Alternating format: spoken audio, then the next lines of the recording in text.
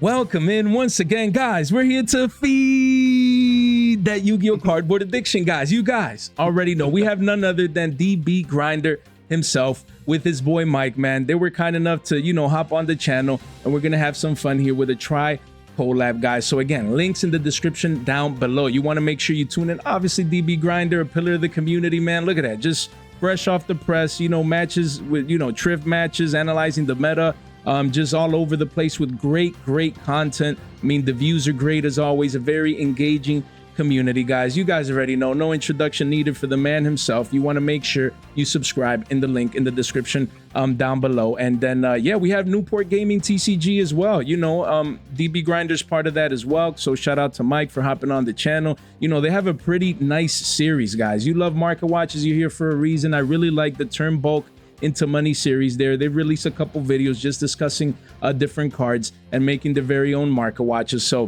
great response from the community, great view count.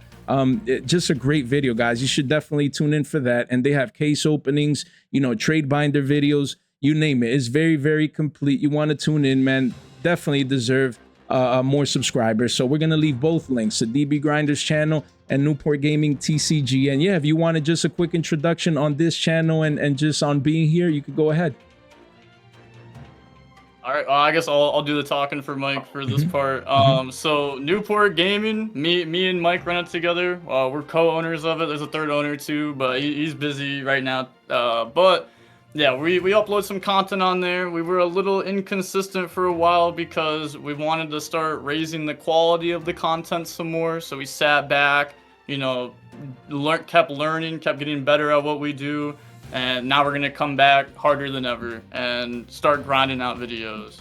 Awesome. So yeah, just like you heard, guys, you want to make sure you tune in, man. I like the diversity of content here. Super fun, entertaining. Especially those potential market watch videos there. You definitely want to make sure that you guys tune in. And then DB Grinder himself, man, such a pillar of the community, man, is awesome. Just the content that you make, just helping so many people with combos and deck building and deck profiles and things of that nature.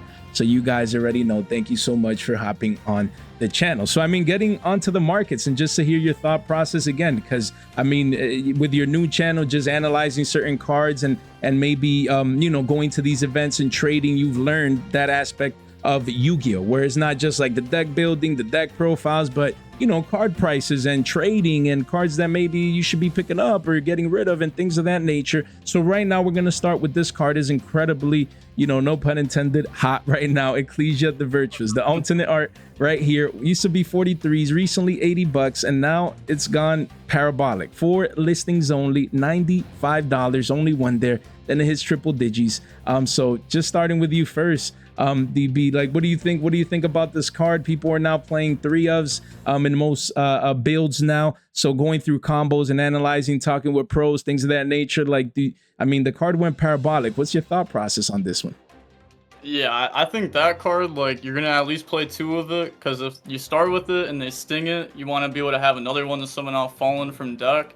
And then also, it's a branded card. Like, branded cards, those cards always are crazy, especially for QCR, Alt-Art, and, like you said, a lot of people are even playing 3 of it now.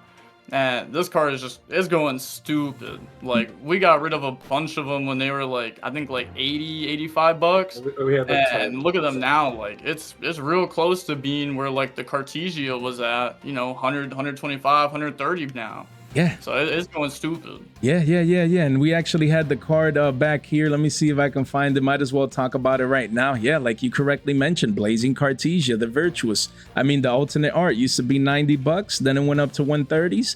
And that's where we still are. We're there right now, 125s, 130s, 15 listings only. So just like DB said, these cards are going crazy. People are excited to play their branded cards. They want the max rarity. They're traveling, they're spending already to go to the events. They want their decks to look clean cut, fresh off the press, just like the channel. So these cards are going crazy. And Mike, what do you think about branded in general? These prices, they're probably crazy. They seem like they're going nuts, but what do you think about branded coming back into the meta, or maybe from the trading aspect of it? Like, what's your thought process with, branded and what's going on right now?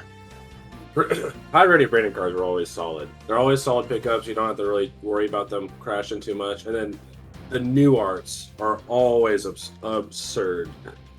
Like the new arts compared to like just the normal, like they're astronomically like more expensive. Right. I don't understand the reasoning for it. Right, but right. Yeah, I I mean, respect it. we're addicted. These cards are broken. We're addicts. You know what I mean? In the Yu-Gi-Oh space, we're addicted. If you're playing the deck, you want it to be shiny, max rarity. You want to spend the money so that when you slap it on the field, you know, you feel that power, that itch, you know, that your addiction is being fed. That's the thought process. We Yu-Gi-Oh players, we can't read and we're addicted to the brown, to our cardboard. So, you know, but yeah, that's a great take. And it does make sense when it comes to branded cards. Yu-Gi-Oh players don't play. They're going to want the higher rarity version. So that's definitely a great take by you guys. And we'll touch on a couple more branded cards later on in this market watch. And then we have Maze of Muertos just coming out. Dark Magician obviously is iconic. A lot of people really love Dark Magician, and now having brand new Dark Magician support, you know, the Yu-Gi-Oh market goes crazy. People love these cards. They want to get access to these cards. So right now, the collector's rare for Dark Magician of Destruction actually started at 200, and you know, it's down to 150. So 11 listings only. You have a couple one-ofs here. Then at the bottom of the page, it does go the 200, as you guys can see. So it's still early. You're gonna have that initial flash crash from pre-sales, you know, people cracking open the boxes. They already have their copies, or they don't really care about the card. They're gonna slap it in the market. So you see that sell pressure come in, as you guys can see right here. And then the same thing is happening to the secret rare, where the card started up at 95s to 100 and now is down 50% straight off the rip. You know, the first weekend out, 28 listings only, with a lot of supply coming in. So yeah, what do you guys think about this one? Again, starting with DB, what do you think about the new Dark Magician, you know, support coming out, you know, the markets, how they're heating up, and the hype around these cards? Like, what's your thought process? Yeah, so first of all, like you said, they're Dark Magician cards, so like that's always gonna like help the price of them, especially like long term too. And then also, like, the deck did get more support announced. I think it's in Chaos Impact, and they already announced, I think it was like 8 cards for the deck. Ooh, man. Like, they get a new hand trap. They get a bunch of new stuff. So that's, you know, there's probably some vendors who are like, I'm a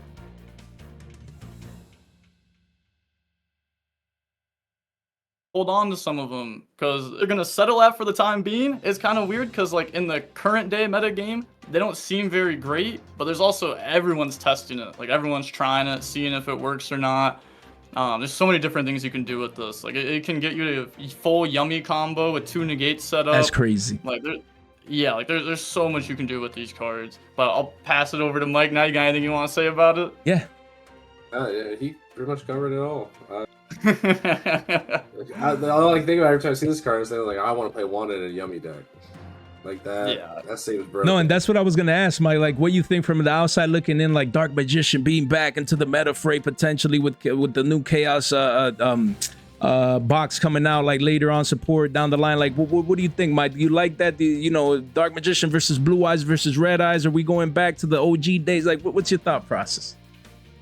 I'm much more of a Dark Magician fan than Blue Eyes. Okay. I like the card arts more. Okay. And if we're gonna be like, yeah, Blue Eyes was meta in what, 2016, right? But Souls, 60 card pile. I mean, these cards are broken. No, they are, and about time. There's a lot of Dark Magician players out there that they always wanted this. They're like, oh, we're missing that one card to do that, or this link one broken, or we're missing that, or a hand trap.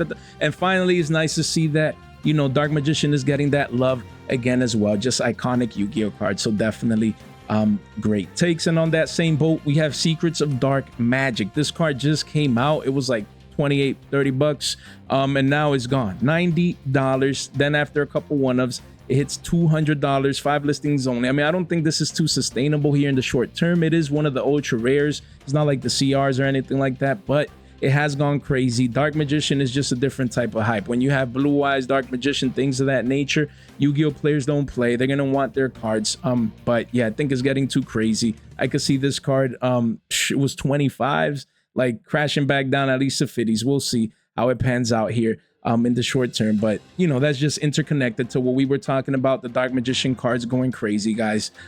So there you go. Look at that checkmark recovery, just crazy. As the boys were talking about Dark Magician, the hype is just difference. There's also a quick play ritual spell, which would help for bringing the chaos max out on your opponent's turn. It is a searchable because it includes Dark Magician, so it can summon the new ritual stuff that you're getting in Chaos. So that's probably why people are speculating this card is insane. That's a good point, Mike. And yeah, there's a lot of Dark Magician cards out there, so it's going to be very interesting to see what way Yu-Gi-Oh players decide to take when it comes to the deck and the deck building aspect of it, especially like DB said earlier, once we get that new broken support later on in the year. I know there's going to be a lot of people excited. So great point, Mike. And yeah, I was just going to say, link in the description down below. If you want to fast track any of these cards that we're talking about today, you want to make sure that you do so here with this free tool to your advantage. And we do have a free Market Watch course right here, just a couple of clicks, free $15 off over there and whatnot. Make sure you guys check those out, and make sure you subscribe, ring that bell, like the video on the way in. Would gladly appreciate that. So yeah, the 300th YCS, man, I mean, it was the talk of the town this past weekend. A lot of people were there. It was a super fun event. A lot of, the top Yu-Gi-Oh pros. It was the first YCS of the year, if I'm not mistaken, and it was across the globe in Mexico and in Dortmund right here. So just want to get your quick opinion, DB. Like, what's your thought process on the event, how it panned out, how the meta fray, came into place after we saw the results and the champs and things of that nature, with Vanquish Soul getting to the finals and winning a couple. And then, the deck right here, Yummy with Tri-Brigade Radiant, like just something that was totally unexpected. So what's your thought process on, the 300th YCS that occurred across the world the past weekend? I think it was kind of crazy to see Vanquish Soul perform as well as it did, because we knew that it was going to be like a solid deck going into the tournament. But if you told me that it was going to win 2 and get close to winning the 3rd also, I'd have been like, I don't think so. I don't think so. But the deck performed just insane. And also like I don't know, I think they're still up some, but the Vanquish Soul prices, like, that stuff was skyrocketing too. Like, we were at the YCS on Sunday, and we were going around trading with people and stuff. And I'm pretty sure Raisins and Stake Your Souls were like already going up because the Dortmund YCS, like, that one had already finished and Vanquish Soul had already won it. So like, it's just crazy to see. It's crazy to see. It's also insane that they brought Stake Your Soul and Raisin back to 3, one ban list after hitting it. Great point that you made. Just these cards obviously post ban list just went crazy. Stake Your Soul was $4, went to 18s. Raisins were $4 and they went to 25s. They have retraced a little bit here, but again, great point in the sense of just the hype. And obviously now we can see how the deck competed and actually got top tier results in such great events with thousands of Yu-Gi-Oh players, just showing that consistency. Now, even though Holly Sue is just to 1, I mean, my take was always, people were like, oh, Holly Sue's to 1 now. That no, I mean, the deck was topping before Holly Sue ever got printed or ever came out. The deck was already competing at the top tier levels, and then now it has one extra Holly Sue that it didn't back then. So obviously we can see how that impacted those results. So great take when it comes to that. And how about you, Mike? What's your thought process with regards to the YCS? The trading aspect of it, or just the event overall expectations? What did you think about Richmond this past the 300th this past weekend? I definitely expected. Okay, going into it, I expected Draco Tail to be the deck, and then after like going through the event, I realized that Draco Tail is not the deck. But it is still a very solid choice. It's still a very fun deck. So we were picking up infinite Draco Tail cores. I mean, they're cheap. It's still very viable, very good. I mean, other than the Fallen of White, I guess it's expensive. Right, but that card's just inherently good on its own. So if you pick it up for Draco Tail, like, you're going to use it sometime down the road. That's a great point. So that's a great point. That card's just inherently it can be broken on its own outside of fusion decks. It gives you access to Fallen and Virtuous. So that card is insane. Yeah. Also, with the Draco Tail deck, how he said it was so cheap. I think that deck also, like, even if it gets hit like on a ban list, like, unless if they actually start banning cards out of the deck, like if they just keep hitting stuff down to like 1, the deck is still gonna find other ways to fuse and it's still gonna work. So it's like, I think like this deck's gonna be around for a while. I actually I bought this deck when it came out, which I mean, the prices were kind of high back then, but Right. I bought this deck when it came out because I was like, even if they hit everything in the deck, like at some point, like the deck will still work. Like they have to ban stuff to kill it. That's such a great point that you make, in the sense that they have so many starters that even if one gets hit to 2 or to 1, they'll find ways to continue to survive. So that's an amazing point. And like Mike was saying about Fallen of the White Dragon, the card went crazy. It was $90 on the floor. People were looking for it. The demand was at all-time highs. And now after people got home, now people continue cracking open boxes. You see it's crashed back down to 74s from 90s, which is a considerable retracement. So we'll see if it continues here as that supply continues coming in. But just such a great card and part of the meta, as the boy stated. And then Ecclesia and the Dark Dragon, it was $20 on the floor. Now the supply is coming in. It's around 18s. We could see maybe 15s. Wouldn't be that bad if you're, waiting a little bit and you feel like picking it up at a lower price. So, these cards are broken, and the deck, like the boys just said, is going to be around. And what I wanted to mention is representation. Sometimes, it's not just what deck won. No, but if, like, as you can see over there in Dortmund with 2,658 players, like what is this, like 60% of everyone there, like the top, like playing the deck. So it was heavily represented. We just can't go by the winning deck of one event, not necessarily, but also, analyze all events and see that the representation was strong for Draco Tail. So definitely, cards, like DB said and Mike, that should continue to stay relevant, and we'll continue to cover those down the road. But yeah, great points with regards to the event, how it panned out heading into the event and the aftermath of the event as well. These decks should continue to compete as we head into the regionals and then eventually Team YCS in Vegas. So that will be pretty fun. And then how about Genesis, what is your thought process? I mean, it got 200 players over there in Richmond, and then 187 in Dortmund, so it wasn't too crazy in the sense of player count. But was, starting with DB here, your thought process with regards to Genesis as a whole, the hype that it had at first, and then pro players deciding they didn't really care, but it's there for other people that want to go through it. So what's your thought process with regards to these events at these YCSs? I think it's cool that they actually made like it's kind of like another main event, like for the tournament. Like the same thing that they had did with like Edison at one point, making not just side events, but like a bigger, you can win good prizing at these tournaments now too. And I think that personally, I think that how the format's set up, horrible, because like the hand traps, like they have points on them, so now it's like you're playing 9 hand traps against people who are trying to set up 10 interruptions. But it's also cool kind of how it kind of like, I don't want to say like impact, I mean it does kind of impact the prices of stuff for sure, like stuff like Cooltune, where it's like it's not really being played in the current meta. It will get support soon and probably will go up because of that. But in Genesis, like it's actually a good deck. Like some of like the pack filler, like Doom X from a couple sets ago, like that's actually a good deck in that format. So it's like, the random pack filler, yeah, exactly, like that deck right there. Like it's gonna make stuff like that, instead of just being like super bad pack filler because it's not good in current format, it actually can see play if you want to play the deck.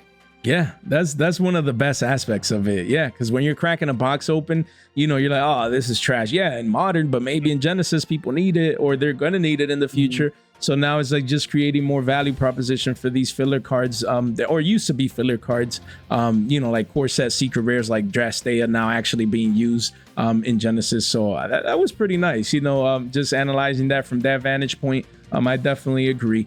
Just nice to see the value. And then the pricing too. Maybe you don't see as much people or as many people compared to the main event, but the pricing is kind of high up there in comparison. So we'll see how these events continue to pan out as we have more and more of these. And then Mike, you have any thought process on Genesis? Just if you like it, if you don't, if it's good, and yeah, let's hear it. I'm gonna turn my light on real quick. Yeah, sounds good. I don't really have too many thoughts on Genesis. Okay. I do like the winning deck list from Richmond in Radiant Typhoon, because they're playing Mirage of Nightmare, and the deck searches MST, so that is insane to me. Yeah, I was like, oh, they have the combo. I mean, it's no emergency provisions, but it'll have to do. Yeah, no, it's good to see innovation, creativity, and that is something that in modern it's kind of hard to do because it's all about optimization and the best lines, the best cards, but here in Genesis, being new in a way, like people try different things, and that creativity aspect is always super fun. So that's definitely a great point. And it's nice to see, and it's nice that it exists. It's unfortunate that they took away like the Ultimate Time Wizard format, like in place of this. I mean, I'm a proponent that they should just give people options. Like, I'm a boomer myself. Like, I would actually probably participate in the Edison one, so it's unfortunate for people like us, and they would have more people traveling, but it is what it is for now. And it's nice that they do have Genesis for those that wish to participate, especially with the current pricing. So great takes by you guys. And then just talking about a couple staples here, like Forbidden Crown. Again, the card has crashed down into all-time lows, now under $50 after it was $75 on the floor. I remember just a week later, the card is down $25 a pop, which is crazy. So again, listings are going up as people continue to pull this and slap it on the market. So not seeing play in the top decks for this past week, and I think it'll see play more like at the local, maybe regional level. So yeah, what do you think, DB, about Forbidden Crown? A card that is great in like text wise, effect wise, but not seeing play. What's your thought process on this one? I think the card going first is like really good because a lot of decks nowadays, they're not just trying to set up an end board that auto wins the game. Like, there's still going to be some grind game back and forth. And if you can crown your own monster, then you're almost guaranteed to survive the next turn. But the problem with this card is going second. If you crown one of their cards, now you're also not able to end the game most of the time. So now they're getting their follow-up, and now you have to crack the board and beat the follow-up. So I think people are just realizing, like, this card isn't as good as they initially had thought. Yeah, that's what a lot of people were saying, and obviously we can see that the price is reflecting that thought process as well. So now at under 50s, we'll continue to monitor this one to see when we can get a good entry price. But wow, down it used to be 100 at pre-sales, then 75s, and now 50. So the card continues to crash down, making new all-time lows. While again, more people are actually playing Forbidden Droplet. You can see anywhere from 2 to 3s in certain lists, because the card has always been staple-ish. It's just broken, and it continues to be to break boards. The ultra rare from Battles of Legend used to be $2 and some change, and recently is a $5 ultra now, pretty soon going to 6s and beyond. 31 listings here, and even the common reprint, at first it caused sell pressure, but now just across the board, the commons are even $3. And honestly, it used to be under 2s. Wouldn't be surprised. I mean, you have Walls of China here, crazy amounts, but I mean, people need them. People need them. And, if they don't get reprinted in Rarity 5, then this could be a $5 common.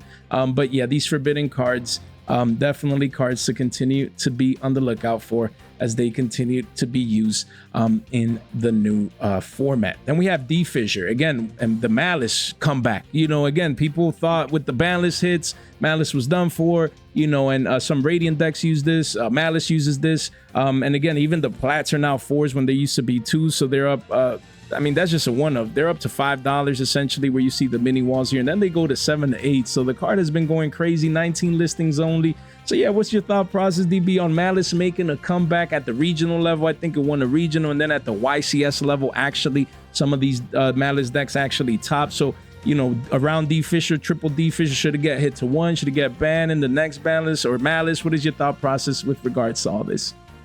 I think every floodgate should be banned out of Yu-Gi-Oh! Okay. I prefer having games where there's just interactive gameplay, and the fact that sometimes you just go activate D-Fissure and now your opponent has 6 dead cards in their hand. It really can, even change what deck you would play at the YCS, almost based solely off the fact of people might side 3 D-Fissure, and if you're constantly getting hit with this card, you're gonna have to either build around it or switch decks completely because the deck can't beat it. I think a card like D-Fissure, and then also this card's like, it's played in some old formats too. Like this card's been around forever. Yeah, it has. Yeah, it's like it's a very interesting card. I think the card probably shouldn't be worth as much as it is right now. Right. Because I think, now that people saw, Radiant Typhoon Yummy, Vanquish Soul, Malice, like, are you really going to side deck 3 of in your side deck for the 1 Draco Tail deck? That's a great It might just question. not be worth it anymore. Yeah, that's a great question, because then you might have better side deck choices that can impact all those other decks as well. So yeah, that's a good point. The card is broken, and we'll continue to see how it develops into, the future of this current format. And how about you, Mike? What is your thought process with seeing Malice decks top YCS making a comeback post banless, or just the thought process around Floodgates or a card like D Fisher? I do not like that card. But I played Draco Tail. I didn't play Malice. And I was like, I'm just gonna have to accept the L if I see that card. Right. And I actually just got hit with that card over the weekend, and I was like, 6 dead cards. Like, these are crazy. I was like, Fallen's dead. My Droplet's dead. I didn't play SP, so I was like, I can't out nothing. Yeah. But yeah. It takes the fun out of it. Yeah, I going get first cards should just be like, just like, oh, these cards are only good going first. Not, oh, activate this, I can do whatever I want now. Yeah, It's not just good for like the game, but they're expensive too. Yeah, just like DB said, in the sense of, just having that feeling in Yu-Gi-Oh where you can't play. Again, like no Yu-Gi-Oh player likes that. You want to have a chance. You want to feel like if you play your lines, you have a shot. If they were better, they were better, but not just like one card slapping on the field, I can't play anymore. Floodgate like type cards. So, definitely we can agree on that there should be cards like these are broken. Max, they should be at 1 in my humble opinion. But we'll see how it continues to pan out as, Malice players are still here, and definitely they can revolve around a card like this. So we'll continue to see how this card continues to perform. Then we have Shared Ride and Mistaken Arrest. These 2 cards, again, drill down to 2 now. People are trying to find ways to really punish decks that search. So Shared Ride from Legacy of the Valiant first ed was $6. You have a couple 1s and 2s here at 7s, but it quickly goes crazy to $15, 11 listings for the first ed OG. Mistaken Arrest from Clash of Rebellions was $9. Parabolic the 13, 14s, but really 26, 29s, 30s, gone. 4 listings only. And we just got a Mistaken Arrest reprint in OTS pack 29. Card was $1, no one cared about it, and now it's 5 bones. It went up 5x overnight. 12 listings only. People were getting these at locals. Oh, that's trash, man. You want these, take them. And then one man's trash is another man's treasure. And now they were giving dollar cards away that were their entry pack price, or entry price. So yeah, they're $5 here for the super rares. And what do you think, DB? Like, is searching that important? Drill to 2 really impacts the meta that much? Like, is this a good card? Shared Ride and Mistaken Arrest to maybe be picking up? Shared Ride's a little bit of a weird one. Okay. But if you play like a lot of hand traps in your deck, and you can like activate this, and now every time you add, I'm drawing. If I'm drawing into interruptions off of that, and then also getting follow up, just drawing infinite is really good. And then Mistaken Arrest, I think that card is it's so solid. Again, with like the floodgates, especially a floodgate like this, where like there's really like no good out to it. Like there's like random cards like Cross Out or like Blizzard, but like, are you really gonna side those for the Mistaken Arrest? And not a lot of people are even playing the card. Like, you're just gonna get hit with it, and you just gotta accept it.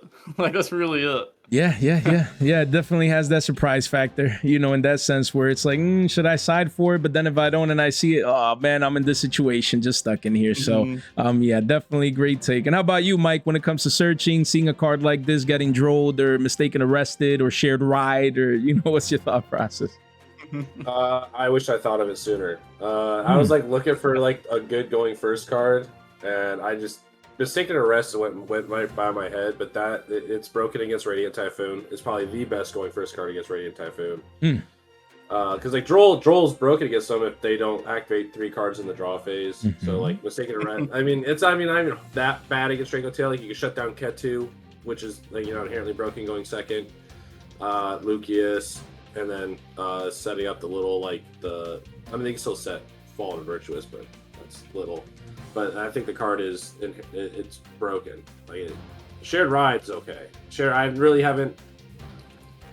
really seen Shared Ride be that crazy since like Striker Mirrors and all that. But it's still like a card I have 3 of as in my staple stuff because it's gonna come up eventually.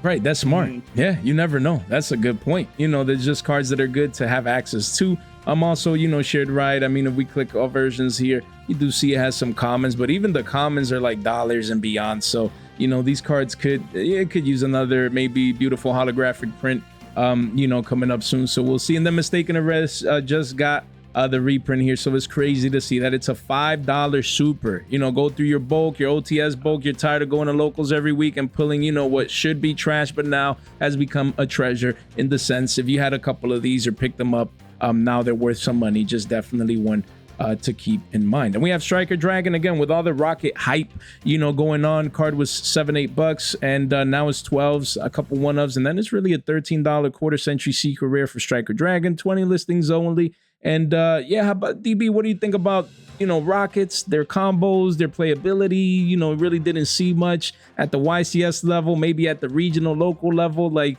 what are rockets? A Boro support from Burst Protocol. Like, what's your thought process with these type of cards? Yeah, I think that the rocket cards, like the whole Dragon Link deck, it's only gonna get better as time goes on. Like, there's new Dragoonity support coming out. There's new rocket circular that's coming out. That card's nice. Like every time a card comes out and it has dragon as its type, it's okay, can this work in Dragon Link? Can we try to fit that in the deck? So the deck just naturally gets so much support over time. And it's only a matter of time to where the deck just becomes meta again. I mean, the deck was meta on and off for it was 4 years. Literally at Worlds you saw it again and you're like, what's going on here? Yeah. So yeah, no, that's a great point. So yeah, just a card to keep in mind that is going up. It did get the full rarity treatment. So definitely one, to just have access to if you guys want to play the deck or, considering with the future support to pick it up. It's already making moves for the quarter century secret rare. And it could quickly become anywhere from a $15 to $20 card. You do have a couple walls here and there, but just it's already up $5 from the lows. So definitely keep this one in mind. And then the boys, Mike and DB highlighted hero cards. They wanted us to highlight hero cards, that have been selling on their store. There's a demand going on right now for heroes thanks to the new hero support. So we're going to start off with, there's 3 to 4 hero cards that you guys should keep in mind. We have Evil Hero Dead in Prison came up in Suda, Supreme Darkness, and technically speaking, it shouldn't get a reprint until this year's tins, which is months away. Now, Konami might slide this in a Battles of Legend or maybe in Rarity 5, anything is possible. But if it doesn't, then this card, it used to be $5, now it's pushing 10s. And if it doesn't get reprinted here in April and in the next Battles of Legends set, then this card could be 15 to 20 just cause it's a hero card. Is hard to get. It's already up 2x from the lows, 30 listings only. So yeah, I mean, you can see the demand has been coming in here with the volume candles here. And I'll just go ahead and touch base on all the hero cards before getting DB's opinion here, Mike's as well. We have Wake Up Your Elemental Hero. Again, they wanted to highlight these cards for you guys because they're making moves on the back and extreme demand coming in. The hero community goes crazy for their cards, and this card used to be $2. The demand is coming in, it says 3s. And yeah, you have a couple 1s and 2-ofs, and then it starts going towards 4s and eventually 5s. So 54 listings with volume coming in for this quarter century secret rare that used to have Walls of China, used to be super cheap, and now little by little is trickling up to higher prices. So keep this one in mind. We have Contrast Hero Chaos, one that Mike highlighted, the fact that it's still a single print. The card is an ultra rare, used to be shekels, went parabolic to 2s, and now it's $3. You do have a couple walls here and there, but after that it could be a $5 card, 12 listings only. And then lastly, before getting their opinions, Elemental Hero Flame Wingman Infernal Rage is also another hero card that is a single print. It doesn't even have a higher rarity, a quarter century Starlight from Monstrous Revenge. Card used to be 250s, and right now you have a couple 1-ofs, and you do have a couple walls still at that price, but after that it goes to 3s, and it could easily be a $4 to $5 card, as we can see with the hero demand thanks to the new support that just came out. Don't sleep on heroes. So starting with DB, these 4 hero cards just give us some insight on how in the back end of the store, the demand, people coming in buying these from you guys, just the hype around these hero cards. Yeah, we've been selling infinite of these cards. It's been non-stop. I don't even know if we have any of these cards left now. But Like they just flew off the market, flew off the shelves. Well, not market, but threw Yeah. off our shelves. And yeah, the deck just got like some really solid support, honestly. They got like the new Mass Change main deck monsters. They got the new Fusion. Yeah, like the new Alt Art Mass Change. That card's nice. People always love the Alt Arts. The deck also gets new support in the future too. And this is like Dragon Link. This is one of those decks where it's like the deck just keeps getting more and more and more support. Like it's only gonna be a matter of time until they just give this deck like some like actually crazy broken card, and it's like, okay, let's sit down and actually build this deck now. Yeah. And then also it's a hero card. You know, everyone loves hero stuff. Yeah. I agree with DB. Is more like just Dark Magician just got support, and they're gonna get more support later on in the year. Hero could be along that same line, along that same path, where later this year or maybe in 2027, they're like, you know what, let's bring out this broken hero card that they finally needed. So nice to always see hero support like this come out, and great take right there. And then Mike, what is your thought process seeing how these cards are selling on the back end, and just finally the hero community receiving this new broken support? Yeah, the Infernal Rage is flying off. It's needed for their the setting up the trap, I believe, that combo. And then the Contrast Hero is the one that I was looking into probably when we got the OCG leaks for the Mass Hero cards, because it's quite literally the only hero monster that negates something. I mean, it's like a hot red negate, so it has to target to negate it, but it's always considers elemental hero, so you can summon it off Miracle Fusion. You get those starlights that are cheap. Good point. And then it was impossible to summon because the only Master Heroes were extra decks, but now we have 3 main deck ones that you can turbo out with literally any hero starter, which there's a lot. You got a Hero Lives, Fusion Destiny. There's so many broken cards that just get you to full combo, and so now you actually have something really good to end on. Yeah.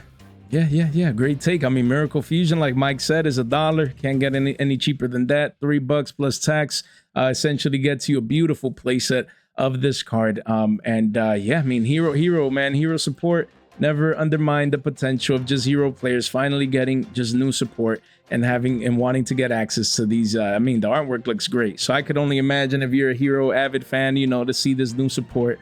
I can understand the excitement behind it and the hype.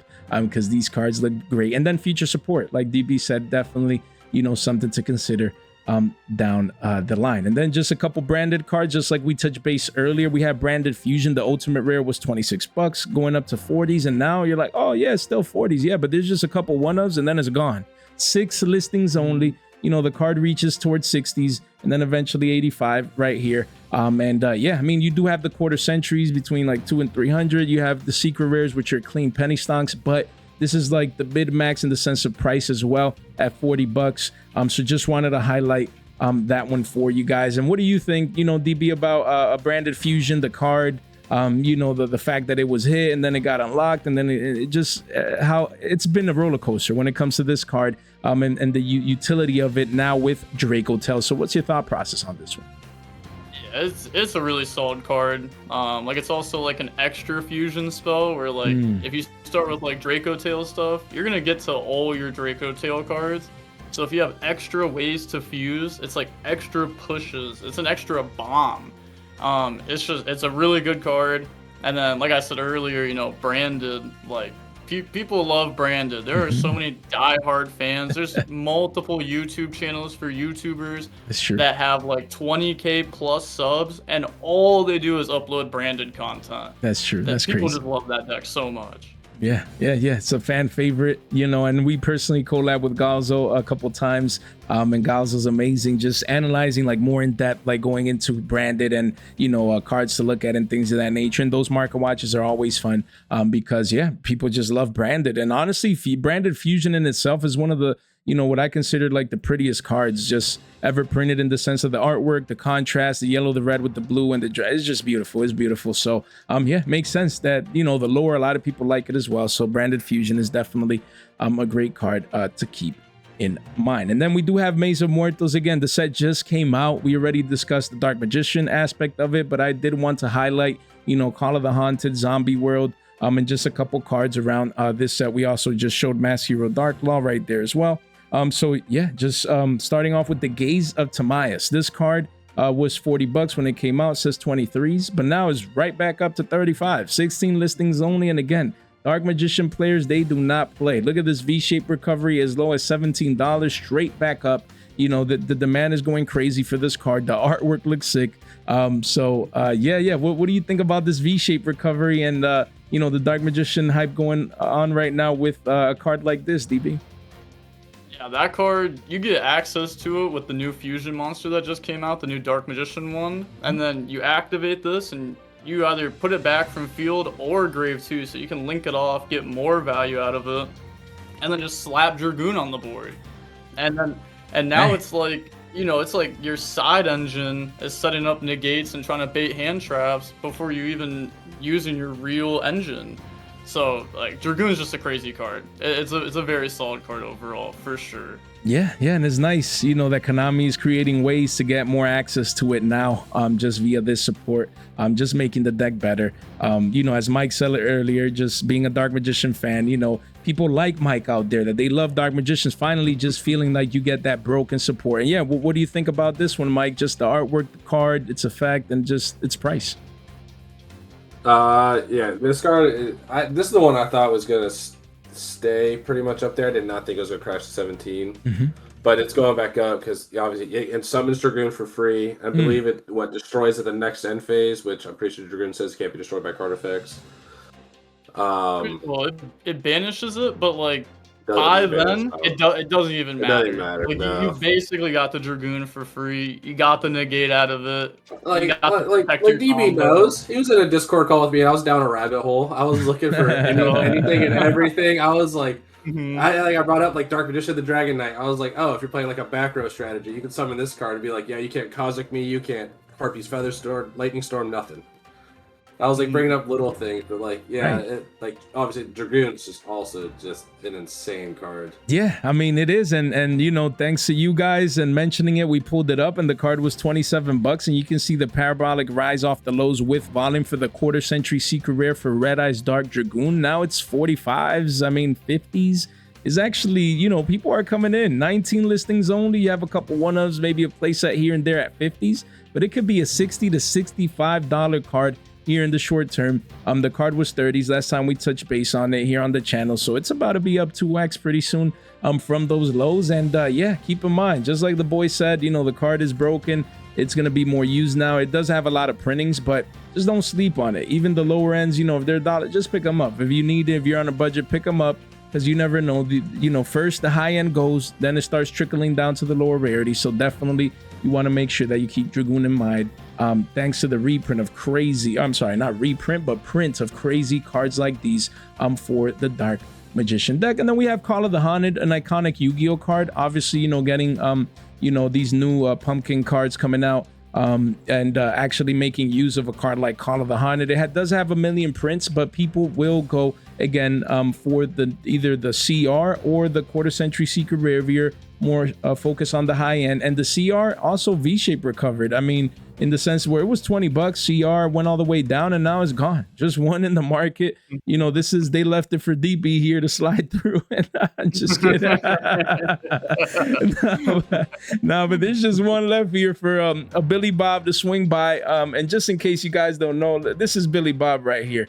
He looks like your boy right here. This is the alternate art version. So this is Billy Bob. You know, the people that come in and pay $65 for a card like this, they're going to look like this, guys, because there's no reason, you know, to be buying a card at $65 like this. Just wait for the supply to come in. Wait for DB and Mike to crack open some boxes and list some of these up on the market, because this is crazy. I mean, the CR is more than the quarter century. I mean, what world are we living in? So the quarter centuries went parabolic here.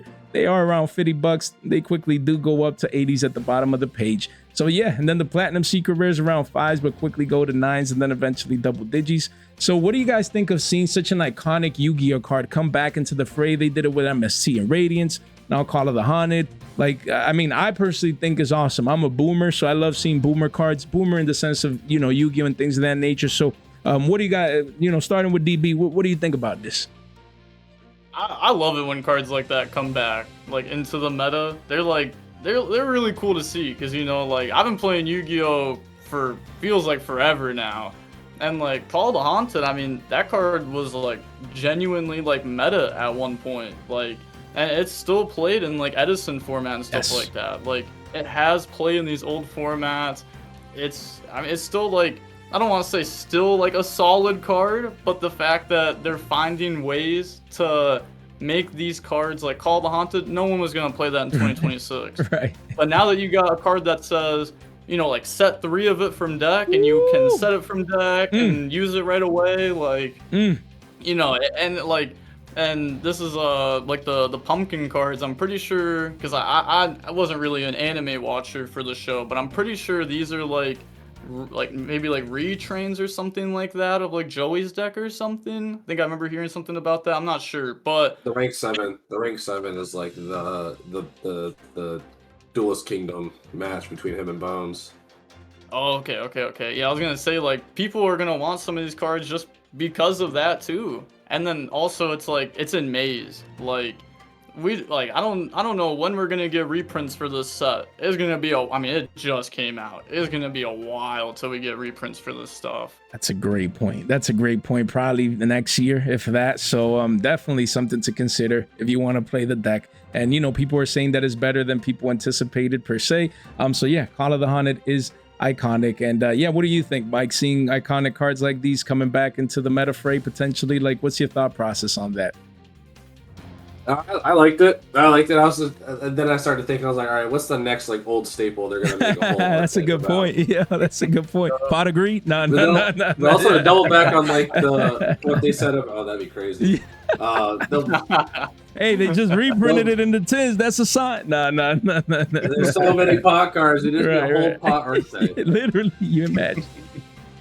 But to double back on like when the like Maze cards would get reprinted. Like 7th Tachyon came out in Millennial one, it still has not been reprinted. That's so it's true. Gonna be a while. That's true. Look, if we look this, and then I think it was going up as well because people were like playing Yugioh again, and you know, things of that nature. So yeah, it's crazy. It's like the Genesis Searcher too for like some decks. Yeah, and then it's a Galaxy. Even Exo Sister. Yeah, let's say Exo Sister can play this card too. Yeah, and then random decks like Mitsurugi. Like if you can make a rank 8.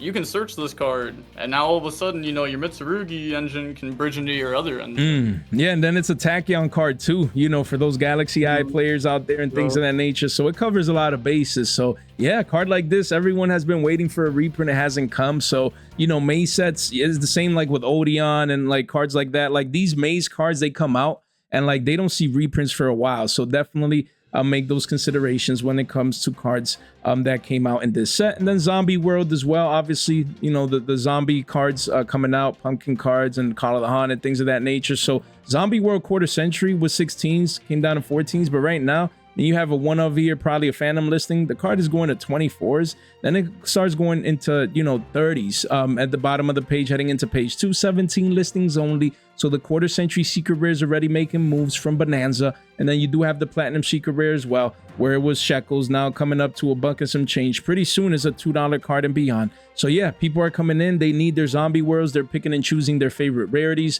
So yeah, what do you think about Zombie World as a card DB and just seeing come back alongside Call of the Haunted here in 2026? This is also one of those cards where like it can be a floodgate against a deck that can come out. Like back when like Fluanderies was meta, like branded decks were dumping the, I think it was Necro Banshee from the deck to the grave, and that card just put Zombie World right on the field. And getting access to like a, it's weird to call it a floodgate because it just stops like tributing, but like it kind of is a floodgate at the same time. But then also, like you said, like, you know, the new zombie deck just came out. Being able to make everything zombies helps a lot. So it's pretty cool to see cards like this, you know, go up in price and potentially even see play again.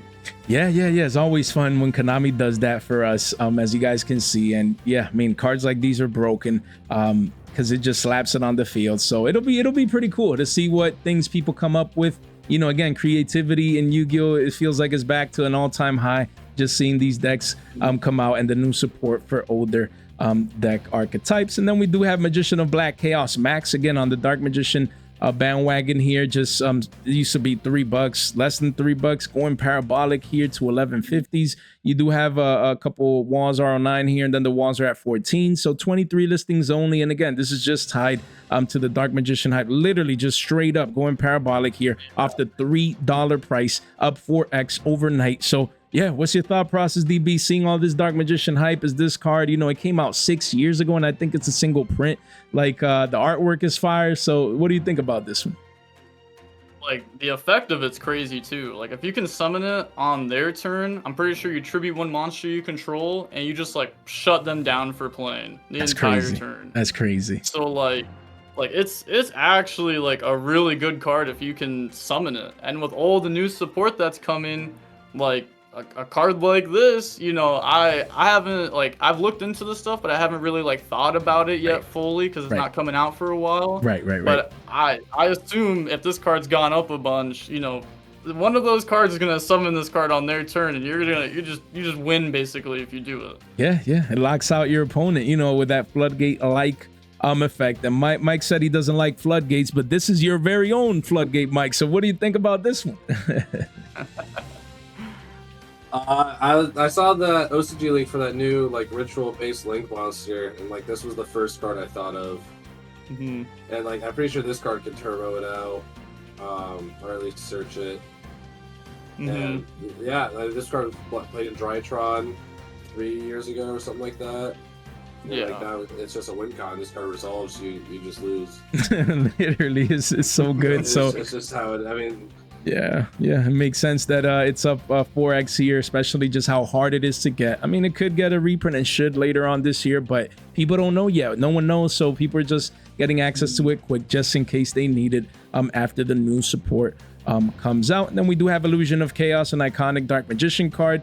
Card used to be $11, says going up to 17s, and now it's just consolidating here around 16, 17 bucks.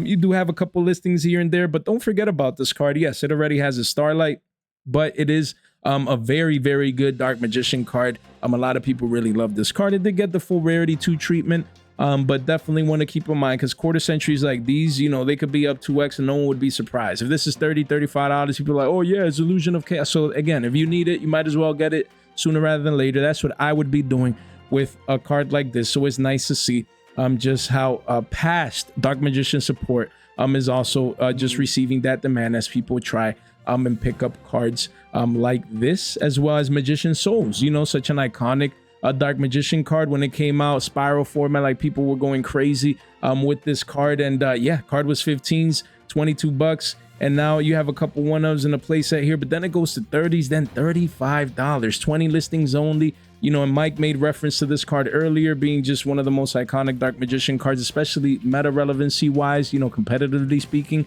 where even decks that are not Dark Magician decks also have used this card in the past. So yeah, let's start with you, Mike. What do you think about Magician Souls right here with the quarter century secret rare from Rarity 2 and the potential of it being a $30 to $35 card here in the short term? It's very realistic. Card could be $30. I mean, it summons itself for free. You can dump any if your deck uses just a generic spellcaster. Like you can dump Witch, or the example from past meta with like Master Plan, or just even if you just want to play a small package, you use Illusion to search it. Dump Illusion. So yeah, and it draws 2. It's a level 1 for Yummy. It's. I mean, I've only seen it summon Dark Magician one time. I'm happy about that, but it's such a good card. No, yeah. You covered all the bases. And how about you, DB? You want to add something on top of that?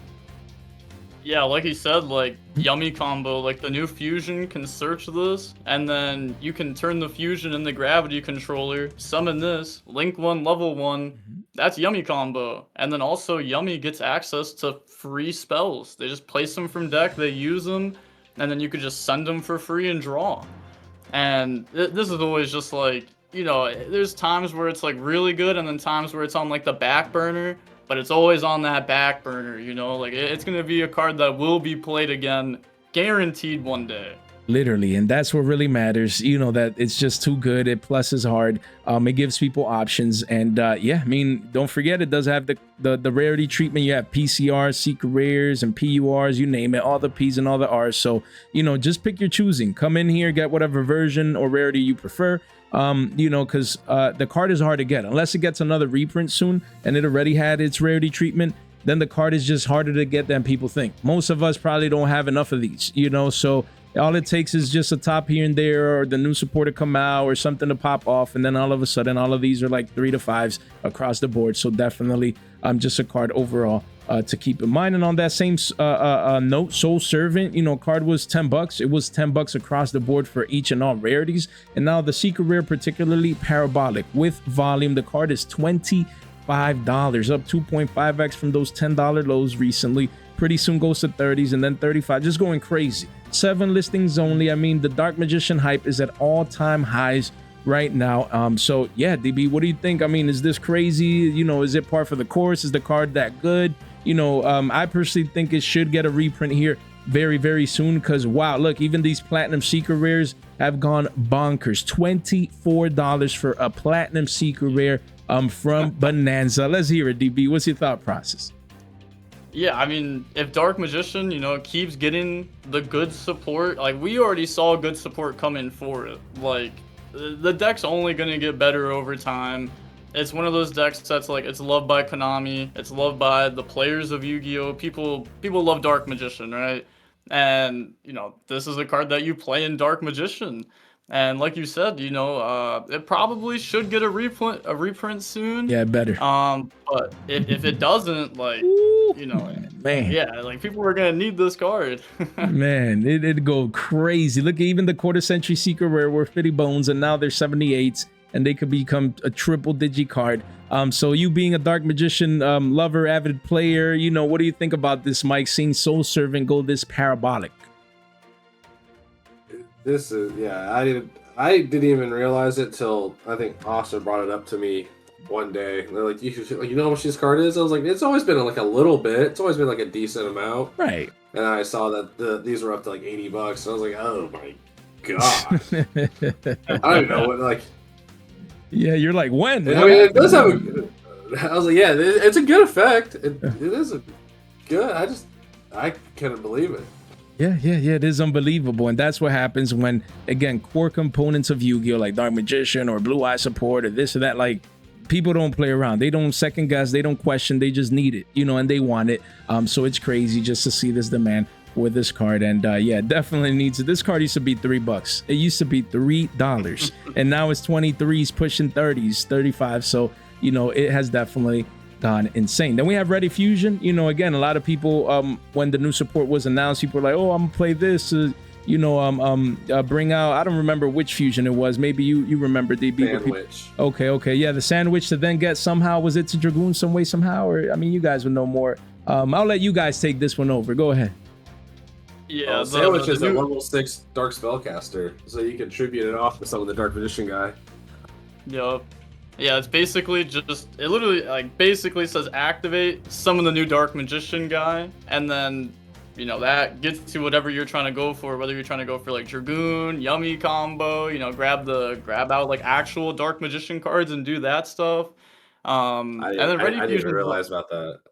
yeah, Ready Fusion's also one of those cards that, like, people look at this card because, like, its counterpart Instant Fusion has seen so much play over the years. That's a good point. And yeah, a card like Ready Fusion, like, you know, it's gonna have its time for sure, 100%. Yeah, those are great points. And as we can see, volume is coming in. Yu-Gi-Oh! Players are coming in to get access to this card. The first set OG are $6. They were like 2 to 3s. And then the 2022, again, a card that is over 3 years old version of Prismatic Secret was just $1 the other day. And now it's, you know, $1.50, but only one ofs, man. Pretty soon it could be 2s, then 3s. So if you need the card, just definitely want to keep in mind as people continue to tinker with the deck and the new support coming out eventually and the new support that just came out. So definitely a card to keep here on the back burner. And then lastly, just wanted to get your thought process on this, DB, seeing deck archetypes like Dark Lord, where they're not going to be meta relevant or break, you know, into the meta per se, but you do see people playing this deck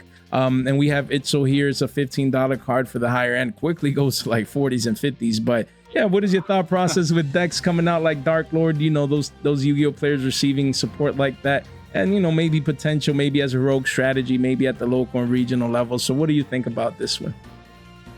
I like it when some of like the older decks like that, you know, get support over time instead of just like letting the deck kind of like die off with time. Like they actually just give it more support and make it a deck where you could potentially play it in the meta. And if this deck gets more support in the future, I mean, it got some really good cards. Like the card you're looking at right now, the Evening Star, like literally its first line of text is your opponent cannot target this card with card effects. So like already they can't like Imperm Veiler it. It's gonna set from deck. It's gonna copy the spell. Like the deck does a lot. The deck does have some good cards in it. It gets to play Orange Light too. That's a really good hand trap. That's broken.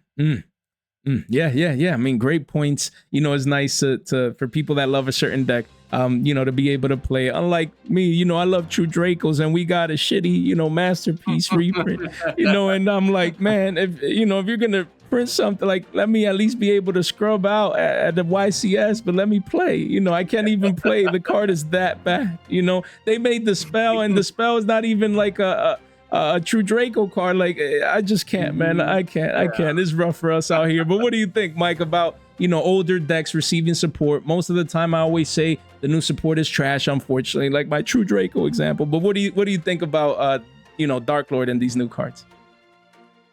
I like seeing older decks get support, because then you get to go back and like look at these older cards and realize like how inherently insane they were, and then how we can like be creative in making them insane today. Yeah. Like, I mean, we had like Solidarity is a bad example because I'm just thinking of like old cards that came back, but no, but yeah. Just I don't even know where I was going, but no, but I know what you mean. Like in the sense of just older decks, like this one, for example. Just imagine those Dark Lord players out there. They get excited, you know, even though their deck is gonna probably suck and they can't go to YCS, but they don't know it. You know what I mean? But they get to play. That normal summon resolves though. It's pretty good. Okay. Yeah. That normal summon is really good. No, that's good. I'm just playing around. But I mean, they could still go to locals, regional, compete, and that's all that matters. You know, giving Yu-Gi-Oh players to choices, options. Yeah, the meta's going to be the meta. Broken cards, we're going to always need them. We're going to always need to buy them. We get the business aspect of it. But it's nice that you can now go to locals with one of your old decks, add the new cards, and make it to where you can play it. So I agree with DB and with Mike when it comes to that. So guys, we just picked these guys' brain for a whole hour. You need to tune in. Links in the description down below. You want to make sure you subscribe to DB Grinder. You want to make sure to go to their channel, Newport Gaming TCG, guys. The Turnboken to Money series is super fun. You need to make sure to tune in, guys, over there. You can't miss out. For me, it's been a pleasure having you guys on. It's super fun always to collab and just pick people's brains when it comes to the markets. So yeah, I really appreciate you guys hopping on, and I don't know if you guys have, you know, any last words before we get out of here. Thank you for having us. It was honestly a great time. The time flew by just like that. Right. I got to pick your brain on things. It was nice. Right. Mike is like, wow, an hour? What just happened? You know? And you said that. You like see me like stare, look at the clock, and like, oh wow, all right. Yeah. That's what happens when you chop it up about the markets. You know, it's pretty fun, interactive, just seeing prices and informing the masses of just great information like this. So honestly, it's been a pleasure. It was the first time, but definitely not the last. So guys, with that said, we're gonna get out of here. I just wanted to thank you so much for your time, for your support, and for your attention. Stay fresh.